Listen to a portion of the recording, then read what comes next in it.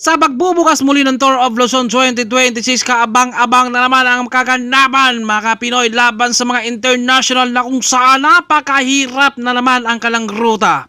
Although last year 2025, 8 states as ngayon sa 2026, 4 states kaya napakagandang bakbakan to and more ahon ang ating makikitang labanan. Subalit nandito si John Rinabara sa unang laban niya, talagang inalat lang siya gawa ng napasama siya sa simplangan rin, at si Mervin Corpo siya ang Pinoy na malapit na mag-champion rin.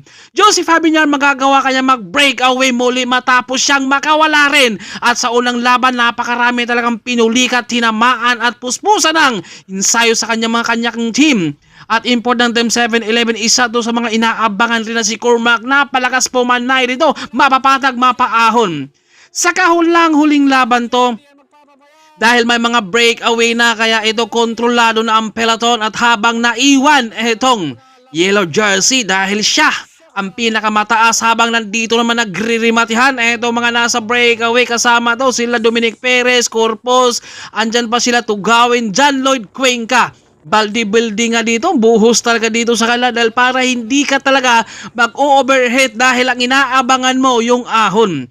Dito pa lang ay nagbabalik na ngayon sa taon ng 2026 si Judah Young at sa patag. Syempre, kapag meron ka talagang climber, kailangan ng protektahan dito pa lang sa patag. Hindi mo talaga siya pwedeng patrangkuhin rito. Kailangan hindi mag-grogi.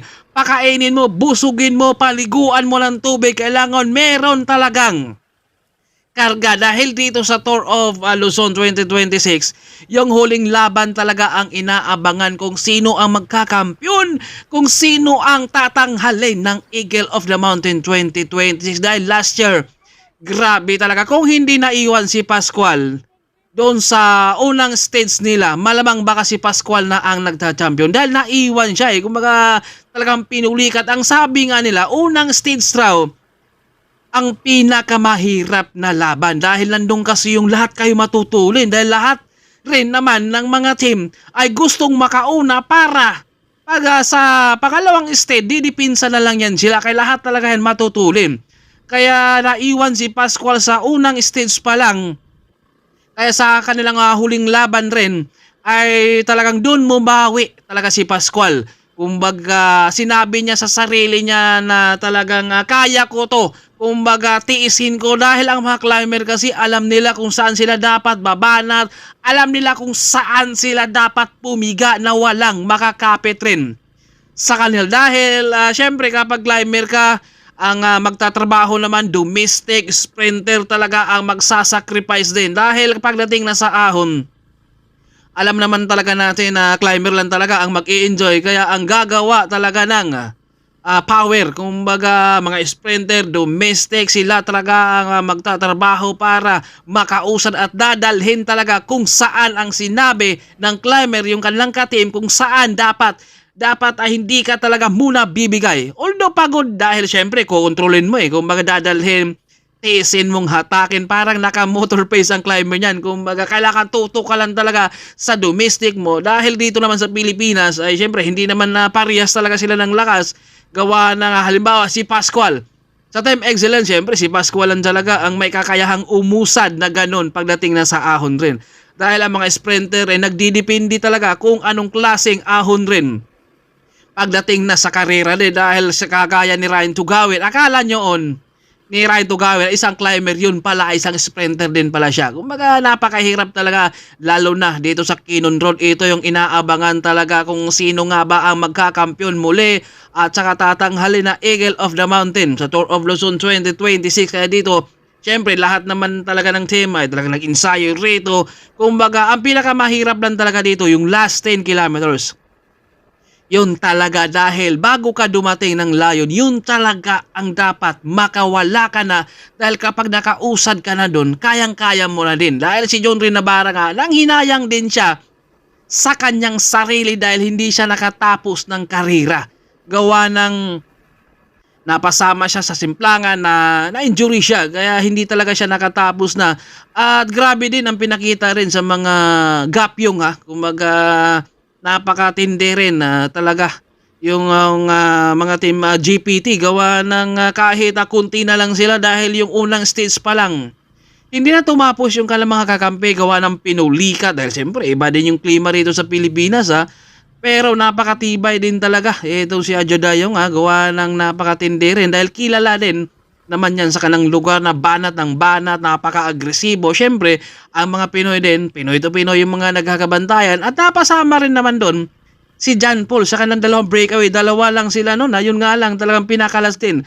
Si John Paul Morales pagbalik Siyempre, alam naman natin ang mga ibang bansa na lamang talaga sila pagdating na sa ensayo gawa ng sa patag pa lang yung mintin nila 55 to 56. Siyempre, tayo sa Pinoy 45 to 46. Kaya lamang talaga sila pagdating na sa ensayo. Kumbaga, siyempre, discarte. Hindi mananalo ang mga international sa atin kung tayo naman ang mga Pilipino talaga magtulungan. Yun nga lang, siyempre dito sa atin kasi sa Pilipinas ay teams ang mga pinaglalabanan, kumbaga jersey.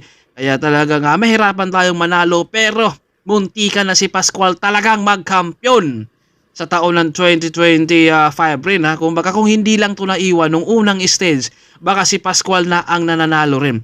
Gawa ng napakalayo niya Yung nga lang yung huling laban doon siya bumawi, kailangan mo lang talaga rin ay magiging magmasid-masid ka muna talaga dahil kailangan mo hindi ka talaga bubunga dyan, domestic talaga ang magtatrabaho para sa'yo dahil kapag naihatid ka na doon sa tamang lugar kung saan ka dapat babanat ng solo ay yun talaga ang masasagad mo na talaga hanggang finish dahil rito siyempre sa patag andun yung tulin pero marami din naman talaga ang dahil malayo sa GC yung iba niyan ay babanat na yan, lalabas na yan kaya napasama rin doon si John Lloyd Cuenca, sila Daniel andun rin, kumbaga napakarami pati si Tugawin, Dominic Perez. Kapag ang climber na talaga ang magtatrangko rito, pwede kayong tumutok pero napakahirap din dahil sariling sikap talaga ang kailangan mo para ikaw ay makakausad sa ahon dahil ang mga climber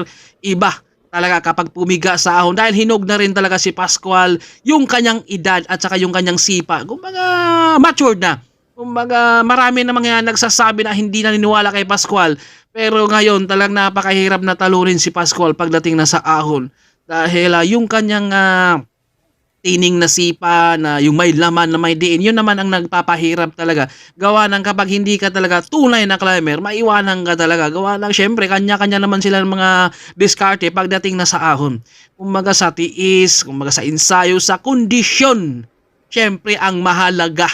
Kapag ibibigay talaga yan ay para talaga yan sa'yo. Dahil syempre, lahat naman sila ay nagsisipag sa pag-ensayo, kumbaga hirap ang kailangan mo dito sa ensayo para pagdating na sa karera ay talang magbubunga dapat, hindi ka talaga tatama rin kaya sa darating ng Tour of Luzon 2026.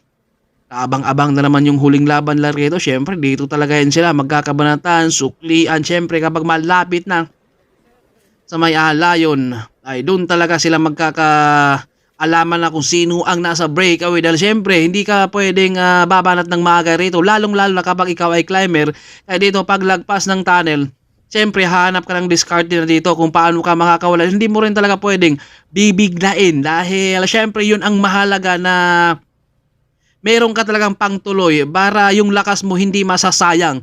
Kaya dito kapag naihatid na si Pascual dito at saka kayang-kaya na siguro niya lalabas na yan sa kanyang domestic, kumbaga itutuloy na yan, kumbaga isasagad na yan dahil alam niya na talagang tapos na rin yung kanyang mission sa mga domestic rin. At eto nga si Naslim sa taon ng 2025 sa Tour of Luzon.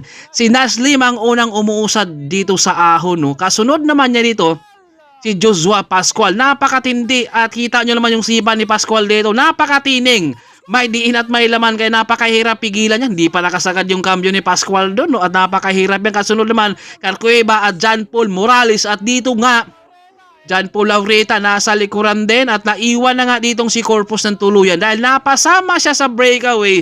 Medyo nag-groggy at tinamaan pati si RR King Roque nakahubad na rin dyan.